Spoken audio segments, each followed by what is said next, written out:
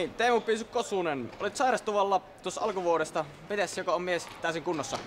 No kyllä tässä rupeaa olemaan, että tosiaan aika äräkki korvatulehdus oli tuossa pari antibioottikuuria jouduin siihen ottamaan, mutta niillä saatiin tauti talttumaan ja tällä hetkellä mies on tekissä. Joo, kentälissä on vähän näkynyt pientä pyöritystä viime aikoina ja huomenna hyppäät Aski ykköskentässä Pasi Purhosen pakkiparina, niin miten näet tuon uuden kentällisen ja millä mielin tähän uuteen kenttään hyppäät? No hyvillä mieli, että kyllä meillä ykköskenttä on paljon tänä vuonna ratkonut pelejä, tehnyt paljon maaleja ja huippuäjiä.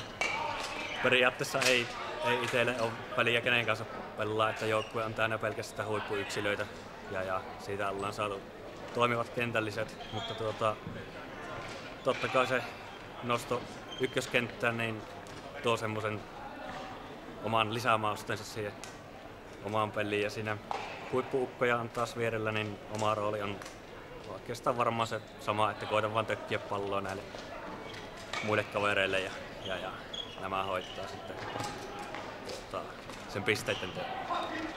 Joo, huomenna vastasi Pyhäselän urheilijat. Millä aseella Pyhäselä kaatuu? Kova peli, tiukka peli. Kuopiossa oli aika hankala peli Pyhistä vastaan syksyllä ja meidän pitää olla alusta asti heti hereillä.